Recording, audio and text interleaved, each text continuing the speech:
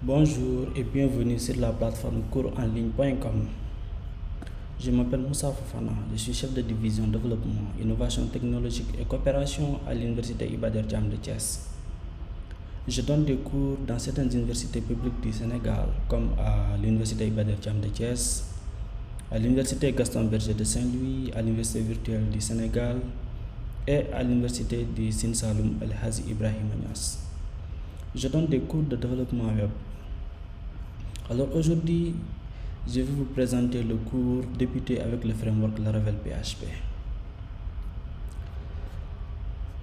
Bienvenue dans le cours de Laravel pour les débutants. Vous apprendrez dans ce cours de loin l'un des meilleurs frameworks PHP de l'histoire du langage.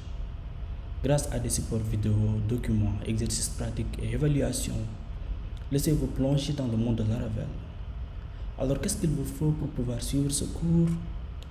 Pour prendre part à ce cours, vous devez avoir des connaissances sur le langage PHP orienté objet. Vous devrez avoir des connaissances en HTML et CSS. Vous devriez disposer d'un ordinateur. Vous devrez disposer d'une connexion Internet. Et vous devrez préparer l'environnement de développement avec les outils à installer que nous allons voir dans le chapitre 1. Alors, quels sont les thèmes qui seront abordés dans ce chapitre? Nous allons présenter d'abord Laravel. Nous parlerons ensuite de la préparation de l'environnement et l'installation d'un nouveau projet Laravel. Nous allons parler de la structure d'un projet Laravel. Nous allons voir ensuite le routage pour pouvoir naviguer entre les pages. Nous verrons ensuite Blade, qui est le moteur de template de Laravel et qui permet de gérer tout ce qui est templating. Nous verrons également le paramétrage de la base de données et la gestion des migrations. Nous verrons l'ORM Eloquent qui permet d'accéder aux données de la base à partir de l'application Laravel. Nous allons également parler de CRUD qui permettent directement de réaliser des fonctionnalités d'ajout, de modification et de suppression tout en utilisant la factorisation des routes. Nous parlerons ensuite des formulaires et de leur validation avec Laravel.